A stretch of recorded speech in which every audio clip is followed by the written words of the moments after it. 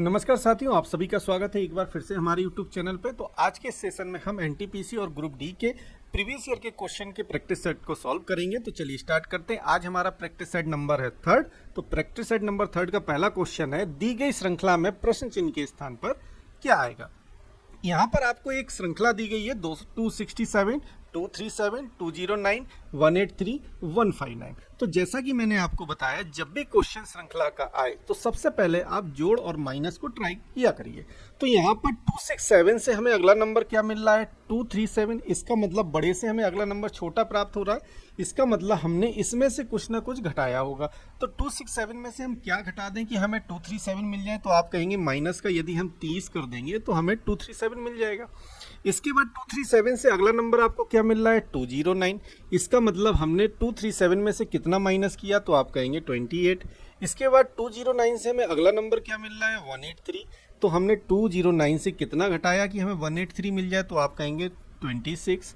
तो यहाँ पर आपको एक लॉजिक दिख रहा होगा कि 30 में से 2 गया 28, 28 में से 2 गया 26। तो इसका मतलब अगला नंबर क्या आपको घटाना पड़ेगा, माइनस के 24।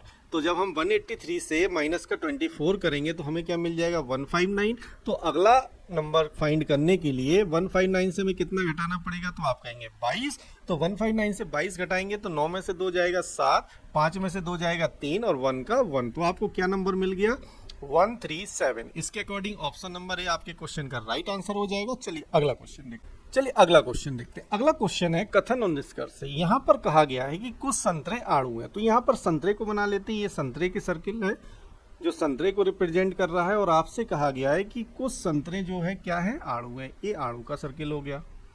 इसके बाद दूसरा कथन है, कोई भी आड़ू गाजर नहीं है। तो यहाँ पर कहा गया कि जो गाजर का सर्किल है उसका किसी भी प्रकार से संबंध आड़ू के साथ नहीं है। अब यहाँ पर दो निष्कर्ष दिए गए हैं। कुछ संतरे गाजर हैं। क्या गाजर और संतरे के बीच में कोई संबंध आपको दिखाई दे रहा है? संतरा आपके पास इधर है और गाजर इधर है। तो आप देख रहे हैं संतरे और गाजर का कोई भी संबंध नहीं है। इसके हिसाब से निष्कर्ष पहला आपका गलत हो गया। दूसरा निष्कर्ष दिया गया है कि सभी गाजर आड़ू है। अब देखिए, गाजर का सर्किल इधर है और आड़ू इधर है। क्या सभी गाजर आड़ू हैं? तो आप कहेंगे नहीं, ये भी निष्कर्ष आपका गलत हो गया। इस हिसाब से ऑप्शन नंबर सी आपके क्वेश्चन का राइट आंसर हो जाएगा। ना तो निष्कर्ष 1 और ना ही निष्कर्ष 2 अनुसरण करता है। चलिए अगला क्वेश्चन देखते हैं। अगला क्वेश्चन है, अंग्रेजी वर्णमाला क्रम के आधार पर दी गई श्रृंखला में प्रश्न चिन्ह के स्थान पर क्या आएगा। तो यहाँ पर देखिए, सबसे पहले अल्फाबेट की प्लेस वैल्यू हम रख देते हैं। 7, 13, 16, 9, 15, 18, 11, 17, 20 और 13, 19, 22। ठीक है, अगला आपको बताना है क्या लेटर आएंगे यहाँ पर। तो यहाँ पर देखिए, सबसे पहले लॉजिक देखिए, जी 7 पर आता है, आई 9 पर आता है। तो 7 में यदि हम 2 जोड़ेंगे तो हमें 9 मिल गया। फिर 9 में हमने 2 जोड़ा 11 मिला। 11 में फिर हमने 2 जोड़ा 13 मिला। और 13 में यदि हम फिर 2 जोड़ेंगे तो हमें क्या मिल जाएगा, 15। ठीक है, अब यहाँ पर 15 पर क्या आता है, तो आप कहेंगे 15 पर ओ आता है। अब ओ वाले 2 ही ऑप्शन दिख रहे हैं। इसका मतलब बी यहाँ गलत हो जाएगा, डी गलत हो जाएगा। ए और सी में से ही कोई एक आंसर आपका सही होगा। अब देखिए, बी और सी में क्या है, पहला और दूसरे अल्फाबेट सेम है। इसका मतलब हम डायरेक्ट यदि थर्ड को कंपैरिजन कर लें तो हमें आंसर डायरेक्ट पता चल जाएगा। तो थर्ड लेटर क्या है, यहाँ पर पी है, यहाँ पर ओ है, यहाँ पर आर है, यहाँ पर टी है और यहाँ पर वी है। तो 16 में हमने 2 जोड़ा 18 मिला। 16 में हमने 2 जोड़ा 18, 18 में 2 20, 20 में 2 22 और 22 में 2 जोड़ेंगे तो हमें क्या मिल जाएगा, 24 मिल जाएगा। और 24 पे क्या आता है, आप सभी जानते हैं, एक्स आता है। तो एक्स किस ऑप्शन में, पहले ऑप्शन में। इसके अकॉर्डिंग ऑप्शन नंबर ए आपके क्वेश्चन का राइट आंसर हो जाएगा। चलिए अगला क्वेश्चन देखते हैं। अगला क्वेश्चन है कि 7 box B C D I J K और एल एक के ऊपर एक रखे हुए हैं। देखिए 7 बॉक्स है, सभी को एक के ऊपर एक रखा गया है। और लेकिन जरूरी नहीं है कि इसी क्रम में, जैसा कि यहाँ पर क्रम दिया गया है, जरूरी नहीं है कि सभी बॉक्स इसी क्रम में। तो सबसे पहले हम 7 बॉक्स को रखते हैं। एक के ऊपर एक रखे गए हैं तो हमने एक लाइन ड्रॉ कर ली और यहाँ पर 7 बॉक्स को हम प्रेजेंट कर देते हैं। 1 2 3 4 5 6 और 7। क्लियर है इतनी बात। चलिए, पहला स्टेटमेंट आपको गिवन है कि सी के ऊपर केवल आई रखा हुआ है। अब यहाँ पर केवल को बड़े गौर से देखिएगा कि सी के ऊपर केवल आई है। इसका मतलब क्या है कि आई जो है उसके ऊपर कोई भी बॉक्स नहीं है। इट मीन्स आई आपका फर्स्ट नंबर पर आ जाएगा। आई क्या हो गया आपका फर्स्ट नंबर पर आ गया और किसके ऊपर रखा गया, सी के ऊपर। सी कहाँ जाएगा, आई के नीचे आ जाएगा। तो यहाँ पर केवल को जरूर ध्यान दीजिएगा कि सी के ऊपर केवल आई है और आई के ऊपर कोई भी नहीं है। ठीक है, बात समझ में आई। दूसरा स्टेटमेंट है सी और जे के बीच केवल एल है। सी और जे के बीच कौन है, एल है, तो सी के नीचे एल आ गया और किसके बीच में है एल, सी और जे के बीच में, तो यहाँ पर जे आ गया। बात समझ में आई सभी को इतनी। चलिए इसके बाद तीसरा स्टेटमेंट है डी के नीचे केवल के रखा गया है। अब देखिए फिर भी केवल को यहाँ पर नोटिस कीजिएगा, डी के नीचे केवल के है, इट मींस डी आपका इधर आएगा, तभी केवल डी के नीचे कौन आ गया, के आ गया। एक प्लेस आपका बचा हुआ है, तो लेटर कौन सा बच गया है, तो आप कहेंगे बी लेटर बचा हुआ है, तो बी की प्लेस इधर हो जाएगी। अब आपसे पूछा क्या गया है, बी और आई के बीच कितने बॉक्स है। अब यहाँ पर देख लीजिए बी और आई के बीच कितने बॉक्स है, बी यहाँ पर है और आई कहाँ है, ऊपर है। तो बी और आई के बीच कितने बॉक्स है, तो आप कहेंगे 1 2 3। तो ऑप्शन नंबर बी आपके क्वेश्चन का राइट आंसर हो जाएगा कि बी और आई के बीच केवल 3 बॉक्स रखे गए हैं। अगला क्वेश्चन देखते हैं। अगला क्वेश्चन है मुकेश बिंदु ए से गाड़ी चलाना शुरू करता है। देखिए बिंदु ए आपका ये है और मुकेश नाम का पर्सन है जो बिंदु ए से उत्तर दिशा की ओर 14 किलोमीटर जाता है। उत्तर दिशा की ओर कितना जाता है, 14 किलोमीटर जाता है। ये पॉइंट से हमने मुकेश को चला दिया 14 किलोमीटर उत्तर दिशा में। क्लियर है। इसके बाद कहा गया कि फिर वह बाईं ओर मुड़ता है और 9 किलोमीटर जाता है। बाईं ओर मुड़ता है और कितना चलता है, 9 किलोमीटर। हमने 9 चला दिया। अब मुकेश आ गया इधर। इसके बाद कहता है फिर वह बाएं मुड़ता है और 17 किलोमीटर जाता है। इस पॉइंट से वह फिर बाएं मुड़ता है और कितना जाता है, तो आप कहेंगे वो 17 किलोमीटर चलता है। बात सभी को समझ में आई। फिर वह बाएं मुड़ता है और 13 किलोमीटर चलता है। यहां से वह फिर बाएं मुड़ता है और कितना चलता है, 13 किलोमीटर चलता है। 13 किलोमीटर मुकेश पहुंच गया इधर। अंत में वह फिर बाएं मुड़ता है और 3 किलोमीटर चलता है। यहां से वह फिर बाएं मुड़ेगा और कितना चलेगा, 3 किलोमीटर चलेगा। तो 3 किलोमीटर जब वो चलेगा तो कहाँ पहुंच जाएगा, इधर पहुंच जाएगा। और ये पॉइंट कौन सा आ गया, पी पॉइंट आ गया। ठीक है। अब आपसे पूछा क्या गया है, बिंदु ए पर वापस पहुंचने के लिए, यहां से ए पर वापस पहुंचने के लिए न्यूनतम कितनी दूरी और किस दिशा में उसे जाना होगा। अब देखिए बिंदु पी पर है, अब ए पर वापस पहुंचने के लिए उसे कितनी दूरी और किस दिशा में जाना होगा। तो आप सभी लोग जानते हैं कि हमारी 4 दिशाएं ऑन द पेपर, ए आपकी पूरब होती है, ये पश्चिम होती है, उत्तर होती है और ये दक्षिण होता है। तो मुकेश पी पॉइंट आपका इस जगह है और ए पॉइंट इधर है। पी से जब वो ए की तरफ बढ़ेगा तो किस दिशा में बढ़ेगा, पश्चिम दिशा में बढ़ेगा। ठीक है। और कितना दूरी चलेगा, अब देखिए यहां से लेकर यहां तक पूरी दूरी कितनी दी गई है आपको, 13 दी गई है। ठीक है। और इसके बाद यहां से लेकर इस पॉइंट तक कितनी दूरी दी गई है, 9 दूरी दी गई है। यदि ये दूरी पूरी 13 है और इतनी दूरी 9 है तो 13 में से 9 जाएगा, ये दूरी कितना निकल कर आ जाएगी, 4 किलोमीटर। बात सभी को समझ में आई। तो मुकेश 4 किलोमीटर पश्चिम की ओर चलेगा। इसके अकॉर्डिंग ऑप्शन नंबर डी आपके क्वेश्चन का राइट आंसर हो जाएगा। बात सभी को समझ में आई।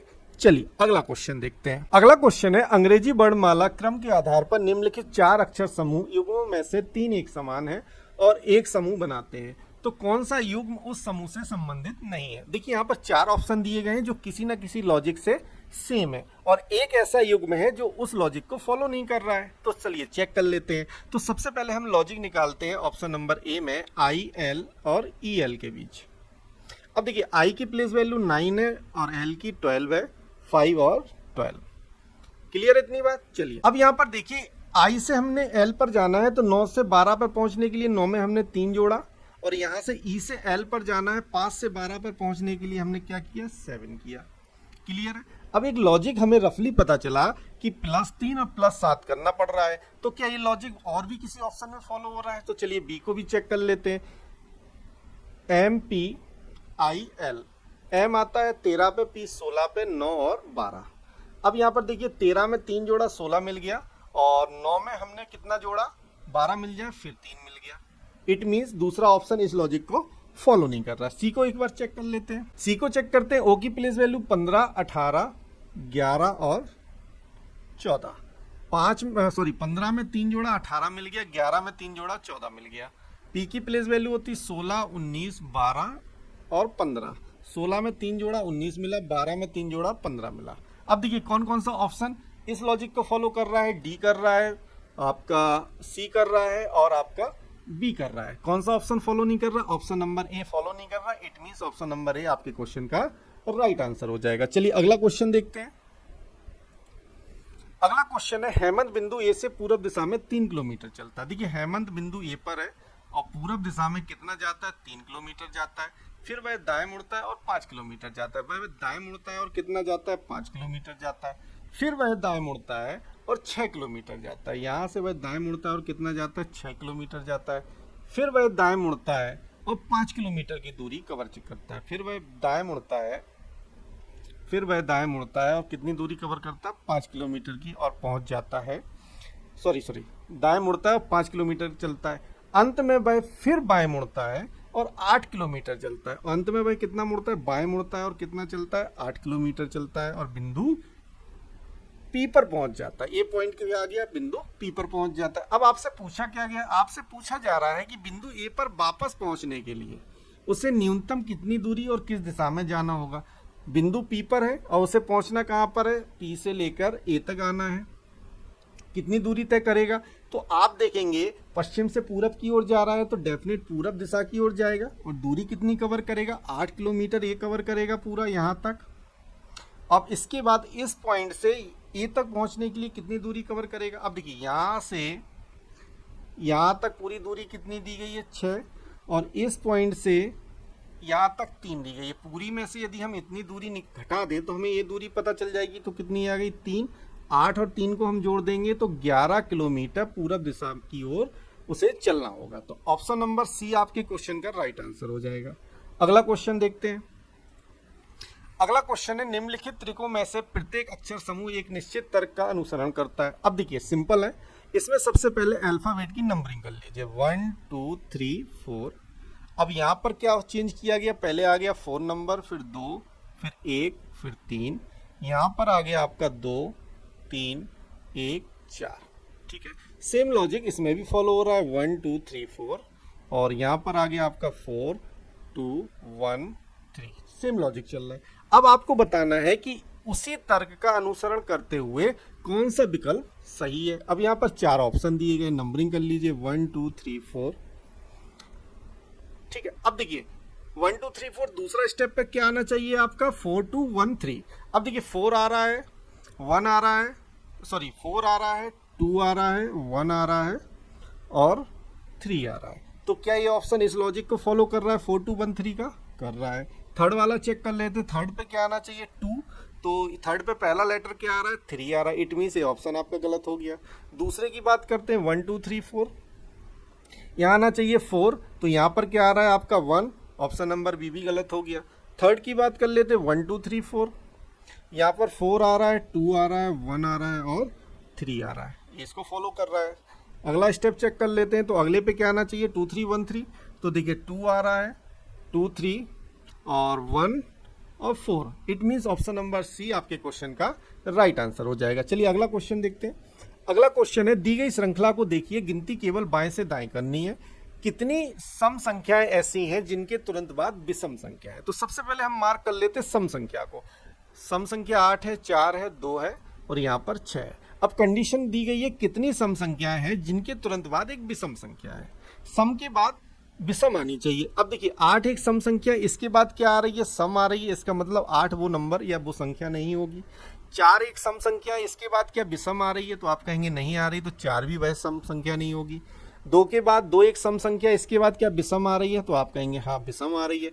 6 एक सम संख्या है, इसके बाद विषम आ रही है। तो कितनी सम संख्या ऐसी है जिनके बाद विषम है? तो आप कहेंगे पहली हो गई, दूसरी 2 और दूसरी हो गई 6। तो टोटल 2 सम संख्या है जिनके बाद विषम संख्या है। तो ऑप्शन नंबर ए आपके क्वेश्चन का राइट आंसर हो जाएगा। चलिए अगला क्वेश्चन देखते हैं। अगला क्वेश्चन है, एक निश्चित कूट भाषा में ROME को 1398 लिखा गया, DMO को 4138 लिखा गया। डी के लिए कूट बताना है। देखिए सबसे पहले जब भी इस तरह का क्वेश्चन देखिए, सबसे पहले कॉमन देख लीजिए क्या है। दोनों में क्या कॉमन है? O इसमें है, M इसमें है और E इसमें है। OME कॉमन है। ऊपर R बच गया, नीचे D बच गया। नंबर में भी 3 कॉमन होंगे। क्या क्या कॉमन है? 138 138। अब ऊपर R बचा और नंबर में 9 बचा है, तो R के लिए कोड हो गया 9 और नीचे D बचा तो D के लिए कोड क्या हो गया 4। आपसे पूछा है D का कोड क्या होगा, ऑप्शन नंबर बी आपके क्वेश्चन का राइट आंसर हो जाएगा। चलिए अगला सवाल देखते हैं। अगला सवाल है A का अर्थ है डिवाइड, B का अर्थ है इंटू, C का अर्थ है प्लस और D का अर्थ है माइनस। तो निम्नलिखित समीकरण में से प्रश्न चिन्ह के स्थान पर क्या आएगा। तो यहाँ पर एक समीकरण दिया हुआ है और सिंबल के हिसाब से उनका अर्थ दिया गया। तो 11, B का अर्थ क्या है, तो आप कहेंगे B का अर्थ है इंटू, तो B की जगह पर रख देंगे इंटू 22। इसके बाद C का अर्थ क्या है प्लस 288 और A का अर्थ क्या है साथियों डिवाइड 18। डी का अर्थ क्या है माइनस 50। अब इस इक्वेशन को सॉल्व कर लेते हैं बोर्ड मास की हेल्प से। तो 18 से 288 डिवाइड होगा, कितनी बार जाएगा, तो आप कहेंगे 16 बार जाएगा। 11 का मल्टीप्लाई कर देंगे 22 में, तो 11 2 जा 22 की 2 कैरी, 11 2 जा 22 और 2 कितना हो जाएगा 240 प्लस 16 माइनस के 50। 242 में से हम 50 घटा देंगे तो साथियों हमारा कितना आ जाएगा, तो आप कहेंगे आएगा 192 प्लस 16। 192 में 16 जोड़ देंगे कितना हो जाएगा 802 तो हमारा ऑप्शन नंबर भी इस क्वेश्चन का राइट आंसर हो जाएगा। चलिए अगला क्वेश्चन देखते हैं। अगला क्वेश्चन है यदि A का अर्थ डिवाइड है, B का अर्थ इंटू है, C का अर्थ प्लस है, D का अर्थ माइनस है, तो निम्नलिखित समीकरण में प्रश्न चिन्ह के स्थान पर क्या आएगा। देखिए सेम क्वेश्चन है। B का अर्थ क्या दिया है इंटू 16, C का अर्थ आपको क्या दिया प्लस 20, D का अर्थ माइनस 26 और A का अर्थ क्या है डिवाइड 2। तो बॉड मास अप्लाई करेंगे 2 से 26 जाएगा 13 बार। तो यहाँ पर 21 का गुणा 16 में कर दीजिए, 16 का गुणा 21 में कर दीजिए। 16 एकम 16 का क्या आ गया 6, हासिल 1 बची, 16 दूनी 32 और ये कितना हो जाएगा 33 प्लस के 20 माइनस के 13। अब यहाँ पर 336 प्लस के 7 आ जाएगा, जोड़ दीजिए 7 6 13 की 3 हासिल लगाइए 3 1 4 और 3 3 4 3। ऑप्शन नंबर है आपका क्वेश्चन का राइट आंसर हो जाएगा। चलिए अगला क्वेश्चन देखते हैं। अगला क्वेश्चन है कथन और निष्कर्ष। यहाँ पर आपको 2 कथन दिए गए हैं और 2 निष्कर्ष दिए, बताना इन 4 ऑप्शन में से कौन सा ऑप्शन आपका सही होगा। तो यहाँ पर कथन दिया गया है, कथन दिया गया है कुछ धान चावल है। तो यहाँ पर धान का ये सर्किल हो गया। अब इसमें कहा गया कि धान का कुछ हिस्सा क्या है चावल है और इसके बाद कहा गया कुछ चावल गेहूं है और चावल का कुछ हिस्सा क्या हो गया गेहूं हो गया। अब आपको 2 निष्कर्ष दिए गए हैं। पहला निष्कर्ष है कुछ धान गेहूं है। अब ये देखिए धान का सर्किल ये और गेहूं का सर्किल ये है, क्या दोनों के बीच कोई आपको संबंध नजर आ रहा है, तो आप कहेंगे नहीं। तो इसके अकॉर्डिंग ऑप्शन ए आपका निष्कर्ष पहला आपका गलत हो जाएगा। दूसरा निष्कर्ष देखिए क्या सभी गेहूं चावल है। अब देखिए गेहूं का हिस्सा ये है, क्या सभी गेहूं चावल है, तो आप कहेंगे नहीं, गेहूं का सिर्फ इतना ही हिस्सा तो क्या है चावल है, लेकिन सभी गेहूं चावल नहीं है। इस हिसाब से निष्कर्ष दूसरा भी गलत हो जाएगा। इसके अकॉर्डिंग ऑप्शन नंबर बी आपके क्वेश्चन का राइट आंसर हो जाएगा। ना तो निष्कर्ष 1 और ना ही निष्कर्ष 2 अनुसरण करता है। चलिए अगला क्वेश्चन देखते हैं। अगला क्वेश्चन है a प्लस बी का अर्थ है ए बी की बहन है, ए एट द रेट बी का अर्थ है ए बी का भाई है, ए माइनस बी का अर्थ है ए बी की पत्नी है और ए हैच बी का अर्थ है ए बी का पिता है। यहाँ पर आपको एक स्टेटमेंट दिया गया है और आपसे पूछा गया है ओ का वी से क्या संबंध है। चलिए इसको सॉल्व करते हैं। ओ प्लस पी का क्या अर्थ है, ओ पी की बहन है। यहाँ पर ओ पी की बहन हो गई। इसके बाद P at the rate T का क्या अर्थ है, P at the rate T का अर्थ है पी टी का भाई है। पी जो है वो किसका भाई बन गया, टी का भाई है। तो जो पुरुष होगा तो इसको प्लस से रिप्रेजेंट कर देंगे। इसके बाद टी माइनस जी का क्या अर्थ है, टी जी की पत्नी है। टी जो है वो किसकी पत्नी है, जी की पत्नी है। पति पत्नी के बीच के संबंध को प्रदर्शित करने के लिए हम डबल लाइन का यूज करते हैं। तो यहाँ पर क्या कहा गया, टी जो है वो जी की पत्नी है तो फीमेल होगी, इसलिए हमने माइनस किया और ये पति है तो प्लस हो जाएगा। इतनी बात सभी को समझ में आई। इसके बाद कहा गया जी हैच वी, तो जी हैच वी का अर्थ क्या है, जी वी का पिता है। जो जी है वो किसका पिता हो गया, वी का पिता हो गया। अब यहाँ पर हमें वी के बारे में कोई जानकारी नहीं है कि वी जो है वो जी का पुत्र है या पुत्री है, इसलिए हम इसके ऊपर कोई भी साइन अप्लाई नहीं करेंगे। अब आपसे पूछा क्या है ओ का वी से क्या संबंध है। अब आपको मैंने पहले भी बताया जिसके साथ से या के लगा रहता है उसके बारे में हमें नहीं बताना होता है। इसमें हमें ओ के बारे में बताना है कि ओ जो है वो वी से किस प्रकार संबंधित है। अब देखिए वी का ये पिता है, पिता की ये पत्नी है, पत्नी की ये बहन है, तो इसका आंसर क्या हो जाएगा, माँ की बहन। तो ऑप्शन में कोई दिख रहा है, हाँ माता की बहन। ऑप्शन नंबर ए आपके क्वेश्चन का राइट आंसर हो जाएगा। चलिए अगला क्वेश्चन देखते हैं। अगला क्वेश्चन है उस सेट का चयन कीजिए जिसमें संख्याएं उसी तरह संबंधित हैं जैसा कि निम्नलिखित सेटों की संख्याएं संबंधित है। नोट दिया गया संख्याओं को उनके घटक अंकों में तोड़ें बिना पूर्ण संख्या को सक्रियाएं की जानी चाहिए। ठीक है, उदाहरण के लिए इसमें कहा गया 13 लीजिए, 13 पर संक्रियाएं जैसे 13 में जोड़ना घटाना गुणा सबको संभव है, लेकिन 13 को 1 और 3 में हमें कोई भी मॉडिफिकेशन नहीं करना है। जो भी मल्टीप्लाई गुणा होगा वो पूरी होल संख्या में होगा। अब यहाँ पर दिया गया है 3 - 2 11। अब आपको पता करना है इसमें क्या लॉजिक है और 46 21 0 7 9 में क्या लॉजिक है। अब आपको यहाँ पर लॉजिक ढूंढना है कि दोनों के बीच क्या संबंध स्थापित किया गया है। अब देखिए लॉजिक ढूंढते हैं इसका हम, और आपसे पूछा गया है वही लॉजिक इन 4 ऑप्शन में से किसमें अप्लाई हो रहा है। इतनी बात सभी को समझ में। चलिए अब देखिए इसमें लॉजिक अगर देखें 3 दिया -2 11, तो यहाँ पर यदि हम 3 का स्क्वायर कर दें तो कितना आ जाएगा, 9 आ जाएगा। और 9 में से यदि हम 11 को घटाते हैं तो हमें क्या मिल जाता है, -2। इट मीन्स यहाँ पर लॉजिक हमें पता चल रहा है कि पहली संख्या का स्क्वायर करना है, अंतिम संख्या को उसमें से घटाना है, तो आपको बीच की संख्या प्राप्त हो जाएगी। अब दूसरे वाले युग में हम देख लेते क्या ये भी इसी लॉजिक को फॉलो कर रहा है। तो आपको क्या करना है, 46 का स्क्वायर करना है। 46 का स्क्वायर कितना होता है, तो आप कहेंगे 46 का स्क्वायर हो जाता है 21 16। अब 21 16 में से यदि हम 9 को माइनस कर दें तो हमें क्या मिल जाएगा, तो आप कहेंगे 9 माइनस करने पे हमें मिल जाएगा 21 0 7। यहाँ पर क्लियर हो गया कि हमारा लॉजिक यही अप्लाई हो रहा है। अब 4 ऑप्शन में चेक कर लीजिए किसमें ये लॉजिक अप्लाई हो रहा है। चलिए देख लेते हैं। पहला ऑप्शन क्या, 38, तो 38 का स्क्वायर करेंगे। 38 का स्क्वायर कितना आ जाता है, तो आप कहेंगे 14 33, और 14 33 में यदि हम 10 करेंगे तो कितना मिल जाएगा, 14 32। ये लॉजिक इस पे फॉलो नहीं हो रहा, तो ऑप्शन ए आपका गलत हो गया। ऑप्शन बी को भी एक बार चेक कर लेते हैं। ऑप्शन बी में क्या दिया है, 34, तो 34 का स्क्वायर करेंगे तो 34 का स्क्वायर क्या आ जाएगा, 11 56।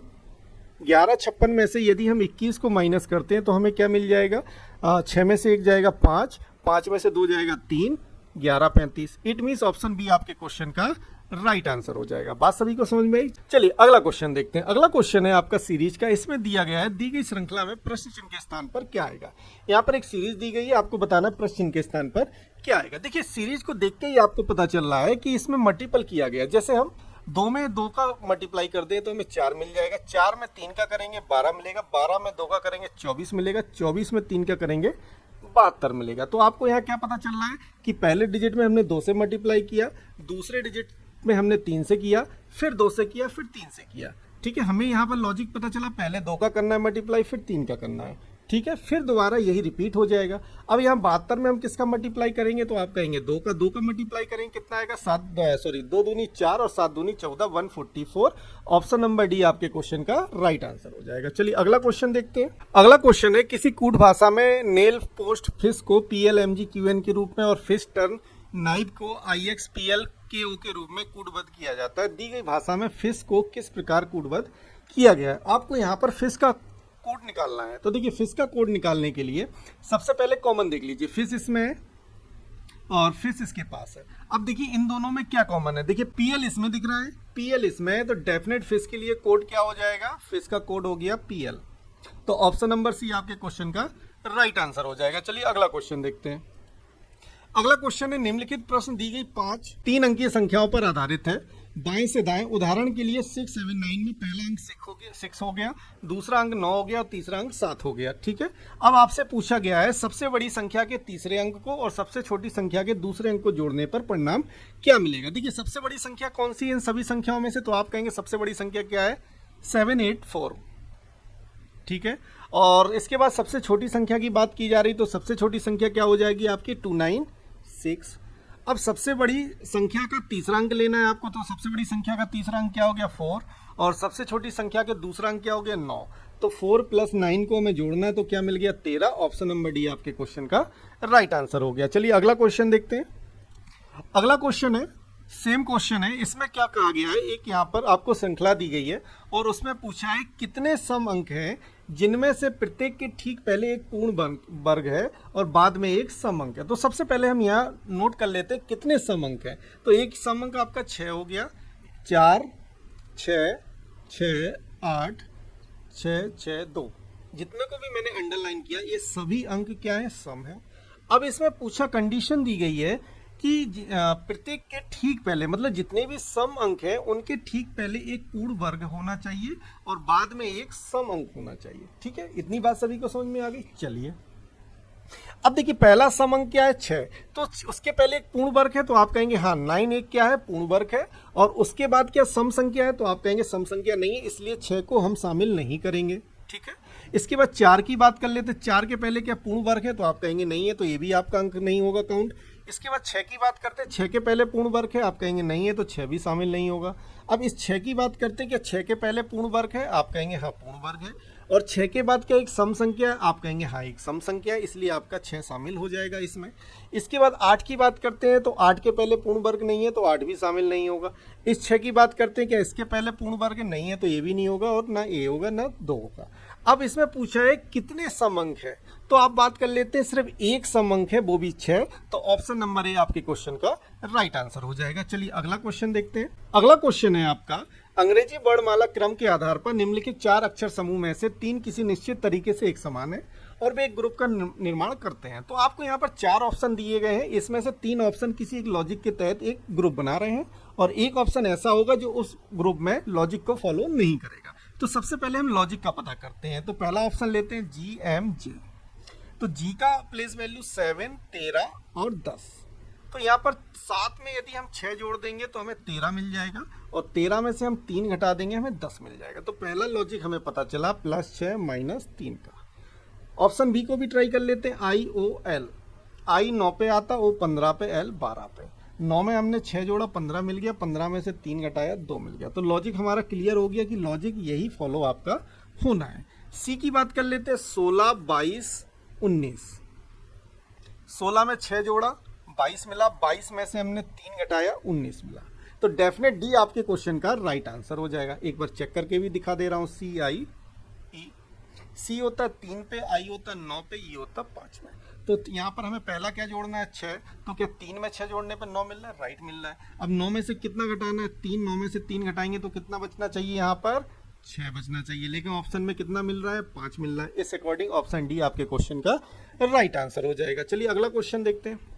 अगला क्वेश्चन है, ABCDEF और G एक गोल मेज के परितः केंद्र की ओर अभिमुख होकर बैठे हुए हैं। ठीक है, टोटल पर्सन 7 है जो गोल मेज पर केंद्र की ओर मुख करके बैठे हुए हैं। तो ये गोल मेज हो गई, 7 पर्सन को यहाँ पर हम प्रेजेंट कर देते हैं। ये गोल मेज का केंद्र हो गया। पहला व्यक्ति यहाँ बैठा, दूसरा, तीसरा, चौथा, 5वां, 6वां और 7वां। ठीक है, यहाँ पर मैंने बता दिया 7 व्यक्ति कुछ इस तरीके से बैठेंगे। एक क्वेश्चन को पढ़ते हैं। क्वेश्चन में पहली कंडीशन दी गई है, C D के दाईं ओर तीसरे स्थान पर बैठा हुआ है। जो C पर्सन है वो आपका D के दाईं ओर तीसरे स्थान पर बैठा है। किसके दाईं ओर, D के दाईं ओर। तो पहले पर्सन को हम यहाँ बैठाते हैं, और D का दायां कहाँ होगा, इधर होगा। कितने स्थान पर, तीसरे स्थान पर, पहला, दूसरा, तीसरा। यहाँ कौन बैठा है, C बैठा हुआ है। इसके बाद अगली लाइन पढ़ते हैं, E C के दाईं ओर दूसरे स्थान पर। जो E है वो C के दाईं ओर है, तो C का दायां कहाँ होगा, इस तरफ होगा। C के दाईं ओर कितने स्थान पर, दूसरे स्थान पर। कौन है, E बैठा हुआ है। इतनी बात सभी को समझ में आ गई। चलिए इसके बाद कहा गया है आपसे B और C का निकटतम पड़ोसी F है।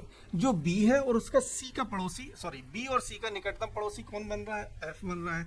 तो यदि हम यहाँ पर F को बैठा देते हैं और यहाँ पर B को बैठा देते हैं, तो क्या ये स्टेटमेंट सेटिस्फाइड हो रहा है या नहीं हो रहा, कि B और C का पड़ोसी कौन है, F। B और C का पड़ोसी कौन हो गया, F हो गया। बात समझ में आई। चलिए आगे पढ़ते हैं। आगे दिया हुआ है G D का निकटतम पड़ोसी नहीं है। अब जो G है वो D का पड़ोसी नहीं है, इसका मतलब G आपका यहाँ पर नहीं आ सकता, क्योंकि क्वेश्चन में आपको ऑलरेडी दिया गया है कि G जो है वो D का पड़ोसी नहीं होगा। तो यदि G यहाँ नहीं आएगा तो G डेफिनेट इस जगह पर आएगा। क्लियर इतनी बात। तो यहाँ से G को हटा देते हैं। इसके बाद आपके पास एक प्लेस बचा हुआ, डेफिनेट एक पर्सन बचा हुआ है। वो पर्सन कौन है, A। तो A आपका इधर आ जाएगा। क्लियर इतनी बात। चलिए अब क्वेश्चन में पूछा क्या गया है, G के बाईं ओर गिनने पर। अब G कहाँ पर है, आपका ये है। अब G का बायां कहाँ होगा, बायां इस तरफ होगा, लेफ्ट हैंड साइड, और G का ये राइट हैंड साइड हो गया। ठीक है, G के बाईं ओर गिनने पर A और G के बीच कितने व्यक्ति हैं, A और G के बीच 1 2 3 4 व्यक्ति हैं जो A और G के बीच है। तो ऑप्शन नंबर आपका C क्वेश्चन का राइट आंसर हो जाएगा। 4 पर्सन A और G के बीच बैठे हुए हैं। क्लियर इतनी बात। चलिए अगला क्वेश्चन देखते हैं। अगला क्वेश्चन है, अंग्रेजी वर्णमाला क्रम के आधार पर एक निश्चित तरीके से SDFH का संबंध इससे है, उसी तरीके से इसका संबंध इसके साथ है। तो चलिए संबंध को पता करते हैं कि किस संबंध से उसके साथ उसका संबंध है। देखिए पहला वर्ड दिया है एस डी एफ और एच, इसका संबंध दिया गया है वी वाई आई सी के साथ। प्लेस वैल्यू लिख देते हैं 19, 4, 6 और 8, 22, 25, 9 और 3। ठीक है, अब देखिए, अब यहाँ पर 19 में यदि हम 3 जोड़ते हैं तो हमें 22 मिल जाता है, मतलब v मिल गया। अब 4 में से क्या घटाएं कि हमें 25 मिल जाए, तो आप कहेंगे 4 में से हम कितना घटा दें, माइनस का 5 कर दें। यदि हम 4 में से -5 करेंगे तो हमें y मिल जाएगा। और 6 में यदि हम 3 जोड़ देते हैं, 6 में हम 3 जोड़ देते हैं, हमें 9 मिल जाता है। और 8 में से यदि हम 5 घटा देते हैं तो हमें 3 मिल जाता है। तो हमें यहाँ पर लॉजिक क्या पता चला कि पहले लेटर में हमें 3 जोड़ना है, दूसरे लेटर से 5 घटाना है, तीसरे लेटर में फिर 3 जोड़ना है, फिर 5 घटाना है। ये हमें लॉजिक पता चल गया। क्लियर इतनी बात सभी को? चलिए अब आपको संबंध किसके साथ बताना है, एक बार क्रॉस चेक कर लेते हैं, इसको भी क्लियर कर लेते हैं। E J R N 5, 10, 18, 14, H E U I 8, 5, 21, 9। देखिए पहले में क्या करना, 3 जोड़ना, 5 में 3 जोड़ेंगे मैं 8 मिल गया। दूसरे में 5 घटाना है तो 10 में से 5 जाएगा, 5 मिल गया। 18 में 3 जोड़ेंगे 21 और 14 में से 5 घटाएंगे 9। लॉजिक हमारा क्लियर है। अब आपको बताना है कि एन यू ए वाई का संबंध इन 4 ऑप्शन में से किसके साथ होगा। देखिए एन की प्लेस वैल्यू 14, 21, 1, 25। तो पहले में हमें 3 जोड़ना है, तो 14 में यदि हम 3 जोड़ेंगे तो हमें क्या मिलेगा, 17। 21 में से हम 5 घटाएंगे तो हमें क्या मिलेगा, 16। 1 में हम 3 जोड़ेंगे, क्या मिला, 4। और 25 में से हमने 5 घटाया तो हमें क्या मिला, 20। तो 17 पे आता है Q, 16 पे P, 4 पर D और 20 पर T। QPDT किस ऑप्शन में है, पहले ऑप्शन में। ऑप्शन नंबर ए आपके क्वेश्चन का राइट आंसर हो जाएगा। बात सभी को समझ में आई? चलिए अगला क्वेश्चन देखते हैं। अगला क्वेश्चन है कि क्वेश्चन मार्क की जगह पर क्या आएगा। सिंपल क्वेश्चन है। देखिए सबसे पहले प्लेस वैल्यू लिख लीजिए, 7, 11, 14, 8, 12, 15, 9, 13, 16, 10, 14, 17। ठीक है, इतनी बात सभी को समझ में आई। अब लॉजिक पता करते हैं। देखिए अगर आप इस तरह देखें कि 7 में 1 जोड़ा 8, 8 में 1 जोड़ा 9, 9 में 1 जोड़ा 10, तो 10 में 1 जोड़ेंगे 11। तो पहला यहाँ पर हमें लेटर पता चल गया 11। ठीक है, इसके बाद देखिए सब में आई थिंक 1 1 जोड़ा जा रहा है। के में 1 जोड़ा एल मिला, 12 में 1 जोड़ा 13, 13 में 1 जोड़ा 14, 14 में 1 जोड़ेंगे फिर आपको क्या मिल गया, 15। तो 11 पर आता है आपका के, 15 पर क्या आता है, ओ। तो देखिए किस ऑप्शन में के ओ है, तो यहाँ पर मिस्टेक क्या है, सॉरी 3 ही ऑप्शन दिए गए हैं। चलिए चेक कर लेते हैं तीसरा ऑप्शन 3 में से कौन सा सही है। ठीक है, अब यहाँ प्रॉब्लम क्या है, हर एक ऑप्शन में के ओ दिया हुआ है, इसका मतलब हमें आगे भी सॉल्व करना पड़ेगा। अब देखिए यहाँ पर सेम लॉजिक चल रहा है कि एक एक नंबर को ऐड किया जा रहा है।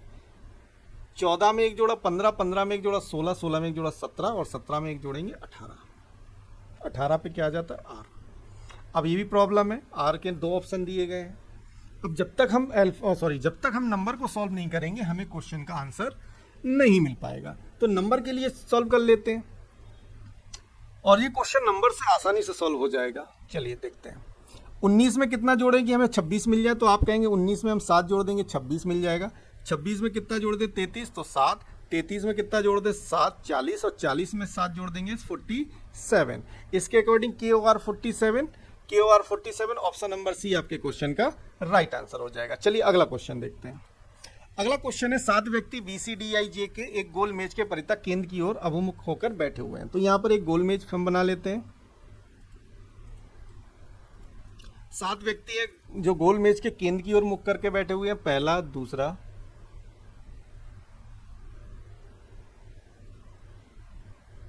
ये 7 व्यक्तियों को हमने गोल मेज के केंद्र की ओर मुख करके बैठा दिया हुआ है। क्लियर इतनी बात? चलिए पहली कंडीशन क्या दी गई है, डी के ठीक बाईं ओर पड़ोस में आई है। ठीक है जी, आई है।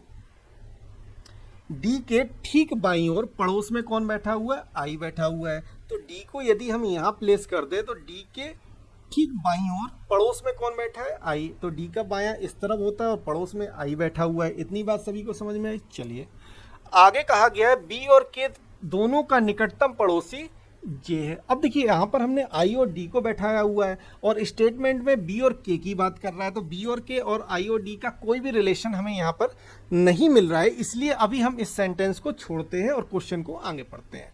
अब हम उस लाइन को ढूंढेंगे जिसमें आई और डी दोनों में से किसी एक का लिंकअप हमें दिखाई दे। तो आगे की लाइन में दिया गया है डी के बाईं और तीसरे स्थान पर के बैठा हुआ है। अब देखिए फिगर में डी हमने शिफ्ट कर दिया है और डी के बाईं और तीसरे स्थान पर कौन है, के है। तो डी के बाईं और काउंट करते हैं 1 2 3, तीसरे स्थान पर कौन बैठा हुआ है, के बैठा हुआ है।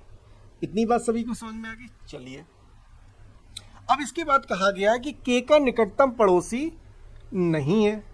तो यहाँ पर दिया है के का निकटतम पड़ोसी एल नहीं है, यहाँ पर लिख लीजिए एल नहीं है। तो के का निकटतम पड़ोसी कौन नहीं है, एल नहीं है। तो या तो एल यहाँ नहीं आ सकता है और एल यहाँ नहीं आ सकता, क्योंकि यदि एल को हम यहाँ इन दोनों प्लेस पर बैठाते हैं तो ये दोनों के पड़ोसी हो जाएंगे। और कंडीशन आपको दी गई है कि के का निकटतम पड़ोसी एल नहीं है। क्लियर इतनी बात। चलिए अब यहाँ पर हमने एक ऑप्शन पीछे छोड़ा था, स्टेटमेंट बी और के दोनों का निकटतम पड़ोसी कौन है, जे है, बी और के का। अब देखिए बी और के का निकटतम पड़ोसी किसे बताया जा रहा है, जे को बताया जा रहा है। अब बी और के का निकटतम पड़ोसी जे कब बनेगा, जब जे को हम यहाँ बैठा दें और यहाँ पर कौन आ जाएगा, बी आ जाएगा, तभी बी और के का निकटतम पड़ोसी कौन हो गया, जे हो गया। अब आपसे क्वेश्चन में कंडीशन गिवन है कि के का निकटतम पड़ोसी एल नहीं हो सकता। यहाँ पर मैंने इनिशियल देके लिखा हुआ है कि छूट गया था प्रिंट में कि के का निकटतम पड़ोसी एल नहीं है। अब देखिए जब के का निकटतम पड़ोसी एल नहीं है तो डेफिनेट एल यहाँ पर आ नहीं सकता, और यदि एल इधर नहीं आएगा तो एल की प्लेस क्या हो जाएगा, एल आपका इधर आ जाएगा। अब एक प्लेस बचा हुआ है और कोई एक लेटर बचा हुआ है। लेटर कौन सा बचा हुआ है, तो आप कहेंगे सी, तो सी आपका इधर आ जाएगा। हमारा फिगर कंप्लीट हो गया। पूछा क्या है, सी के दाईं और दूसरे स्थान पर कौन बैठा। अब देखिए सी के बात कर रहा है तो सी के दाईं और सी का दायां नीचे की तरफ होगा, ये राइट हैंड हो जाएगा, और सी का ये लेफ्ट हैंड हो जाएगा। सी के दाईं और दूसरे स्थान पर कौन बैठा, पहला दूसरा, डी बैठा हुआ है। ऑप्शन नंबर ए आपके क्वेश्चन का राइट आंसर हो जाएगा। चलिए अगला क्वेश्चन देखते हैं। अगला क्वेश्चन है, एक प्रश्न नीचे दी गई 5 3 अंकीय संख्याओं पर आधारित है। ठीक है, यहाँ पर 3 अंकों की 5 संख्या दी गई हैं और उदाहरण के लिए 6, जैसे एक संख्या 6 7 9 में पहला अंक 6 होगा, दूसरा अंक 9 होगा, तीसरा अंक 7 होगा। अब आपसे पूछा है कि सभी संख्याओं को अवरोही क्रम में लिखा जाए तो कितनी संख्याओं का स्थान अपरिवर्तित रहेगा। देखिए अवरोही क्रम क्या होता है, अवरोही क्रम होता है बड़े से छोटे की तरफ। तो यहाँ पर सबसे पहले हम अवरोही क्रम में लिख लेते हैं। अवरोही क्रम का मतलब पहले बड़ी संख्या आएगी, फिर उससे छोटी, फिर उससे छोटी, मतलब घटते क्रम में। तो इन सब में सबसे बड़ी संख्या क्या है, 912, तो 912 लिख लिया। उसके पहले हम मूल संख्या को नोट कर लेते हैं। मूल संख्या क्या है आपकी, 742 912 853 657 और 154, ये आपकी मूल संख्या हो गई। अब इस संख्या को हम अवरोही क्रम में लिख रहे हैं, तो सबसे पहले क्या आ जाएगी, सबसे बड़ी संख्या। तो सबसे बड़ी संख्या क्या हो गई, 912। उसके बाद क्या आ जाएगी आपकी 853, और उसके बाद क्या आ जाएगी 742। 742 के बाद क्या आ जाएगी 657, और उसके बाद 154। क्लियर इतनी बात। चलिए अब आपसे पूछा गया है कि जब मूल संख्या को हम अवरोही क्रम में लिख देंगे तो कितनी संख्याओं का स्थान अपरिवर्तित रहेंगे। तो आप देख रहे हैं 2 संख्याएं हैं जिनका स्थान अपरिवर्तित रहा, एक रहा 657 का और दूसरा रहा 154 का। तो इसके अकॉर्डिंग ऑप्शन नंबर सी आपके क्वेश्चन का राइट आंसर हो जाएगा। चलिए अगला क्वेश्चन देखते हैं। एक क्वेश्चन 2 बार आ गया है। चलिए अगला क्वेश्चन देखते हैं।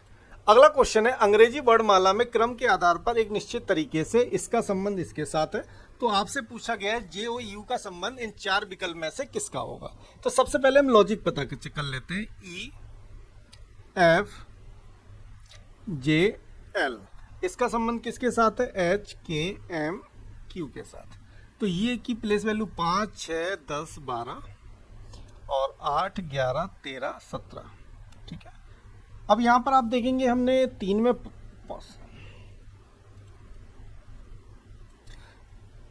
चलिए अगला क्वेश्चन देखते हैं। अगला क्वेश्चन है, अंग्रेजी वर्णमाला क्रम के आधार पर एक निश्चित तरीके से ई एफ जे एल का संबंध एच के एम क्यू के साथ है और उसी तरीके से क्यू जेड वी एफ का संबंध टी वाई के साथ है। तो आपको बताना है कि जेड और यू का संबंध इन 4 ऑप्शन में से किसके साथ है। तो सिंपल क्वेश्चन है, सबसे पहले हम जो संबंध दिए गए हैं उनके बीच में लॉजिक ढूंढते हैं कि किस लॉजिक से इनके बीच में संबंध बने हुए हैं।